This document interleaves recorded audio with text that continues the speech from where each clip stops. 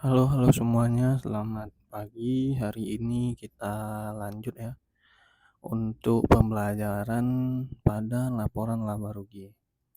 Hari ini kita akan membahas tentang laporan laba rugi ya. Kita akan lihat apa-apa saja hal yang ada di laporan laba rugi. Oke, tanpa berlama-lama kita langsung saja kita mau seperti biasa kita buka browser. Di sini saya pakai Google Chrome. Kemudian kita ketik IDX.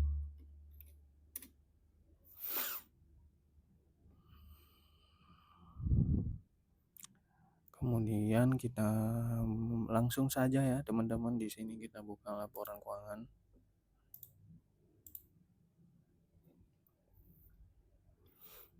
Nah, ini dia, kita pakai tahun 2024, lalu kita pilih, jika kita pilih triwulan 3 sudah keluar atau belum? Oh, masih belum.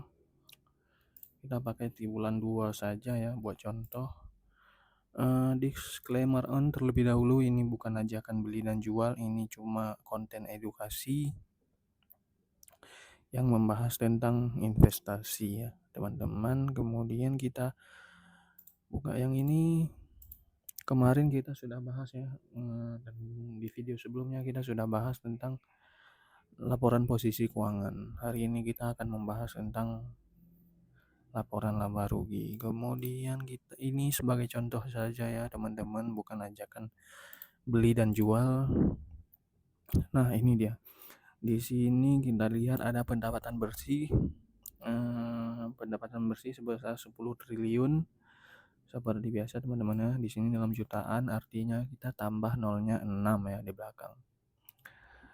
Kemudian beban pokok pendapatan sebesar 9 triliun, laba bruto 1,2 triliun. Di sini kita bisa lihat beban umum dan administrasi. Nanti teman-teman jika ingin membaca lebih lanjut itu bisa di catatan atas laporan keuangan nomor 30 ya. Kemudian di sini normal-normal saja, nggak ada yang aneh-aneh. Laba periode berjalan 521. Kemudian kita pakai yang ini ya, teman-teman, laba yang diatribusikan kepada pemilik perusahaan ini. Jangan pakai yang ini. Saya biasanya pakai yang ini. 501 miliar. Ini untuk triwulan 2 ya tadi. Ya, triwulan 2. Artinya ini 6 bulan. Ya, di sini kita bisa pakai ya. Bisa lihat rasio-rasio. Di sini saya sudah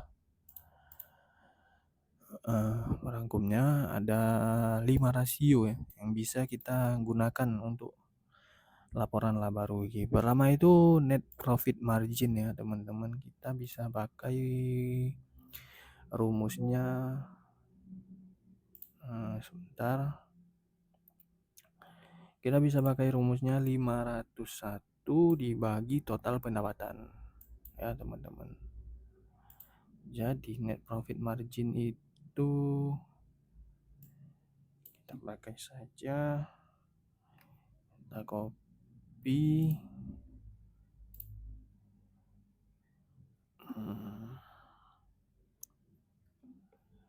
Kemudian kita taruh pendapatan bersih.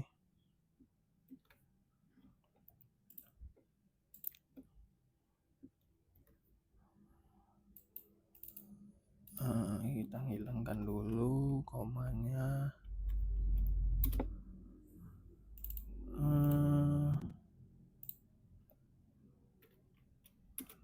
Ini dia.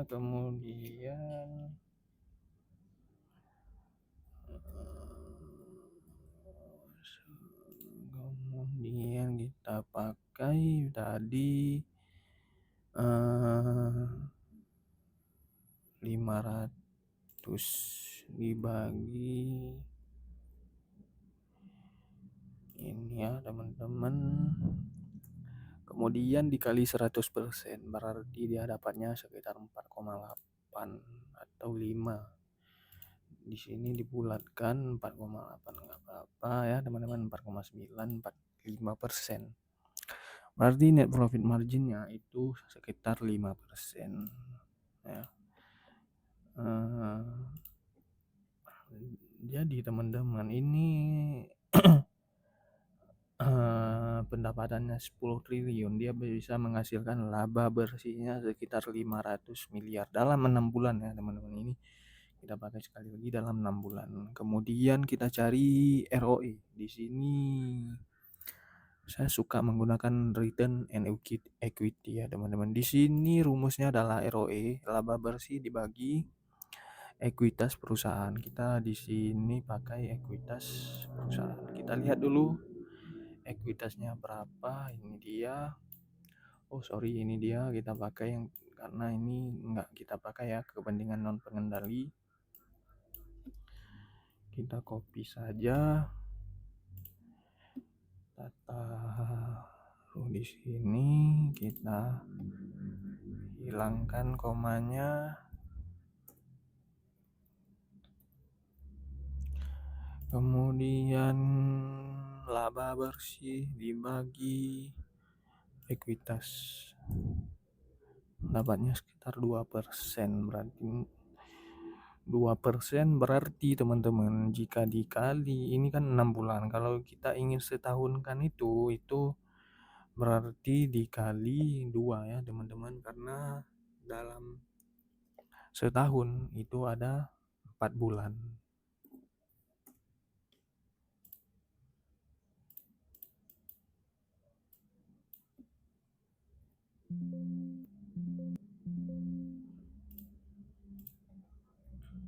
Kali 2 ya berarti sekitar 4%. ROE-nya itu sekitar 4-5% ya teman-teman.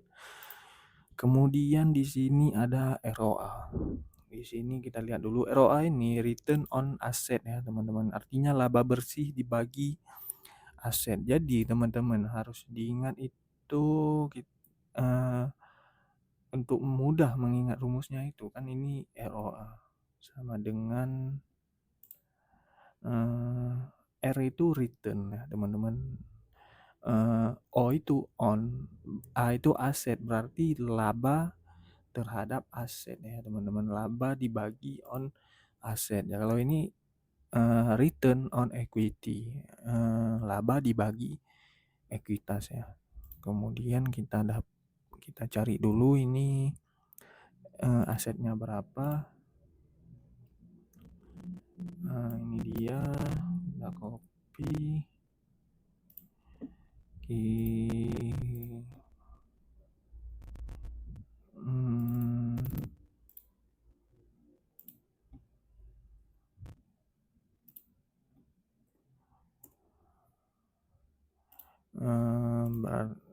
Berarti laba bersih dibagi ini tuh 1,6%,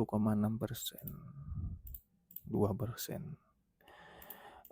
Kemudian kita cari gross profit margin, tadi net profit margin, kemudian kita cari gross profit margin ya teman-teman. Di sini gross profit margin itu adalah laba kotor ya teman-teman, laba kotor dibagi pendapatan bersih. Jadi ini laba bruto, laba brutonya segini dibagi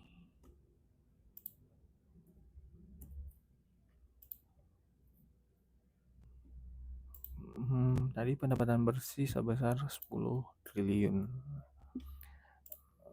sekitar 12% ya. Tidak buruk ya teman-teman, kita lihat di sini bagus saja untuk ROE, NPM, ROA, GPM. Selanjutnya yang terakhir itu adalah teman PSR atau price to sales ratio ya teman-teman. Jadi di sini kita harus lihat dulu kita harus mencari dulu pendapatan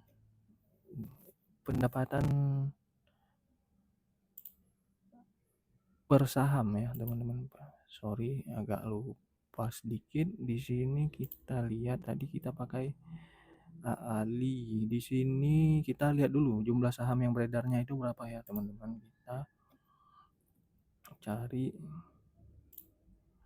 AALI sebesar 1,3 miliar, 1,9 miliar. Kita copy, kita taruh di sini saja ya teman-teman. Ini agak berantakan, nggak apa-apa. Kemudian ini kita tambah dulu nolnya 6 supaya gampang ya teman-teman. Saya nggak akan membuat dalam ribuan di sini. Bisa saja nanti saya buat dalam ribuan, tapi kita cari seperti ini aja dulu.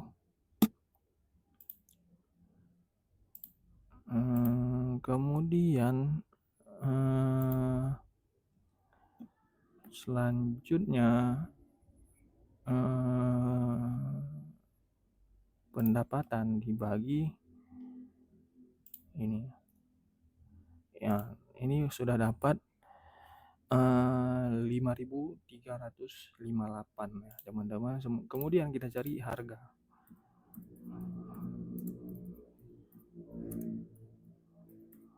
Untuk harga saham AALI itu ada di 6.450. 6.450. Kemudian berarti rumusnya harga dibagi pendapatan per saham. Ini disebut pendapatan per saham ya teman-teman. 1,2 ini merujuk pada seperti PBV ya teman-teman. Jadi PSR ini mengacu pada total pendapatannya. Jadi jika total pendapatannya dibagi jumlah saham yang beredar, itu rasio kemudian dibagi dengan harga saham, itu rasionya untuk PSR itu 1,2 ya. Jadi kalau dia dapatnya 1 itu berarti setara ya teman-teman. Jadi ini 6.450 dan ini 6.450. Jadi segitu saja ya teman-teman. Nanti kita lanjut ke video berikutnya.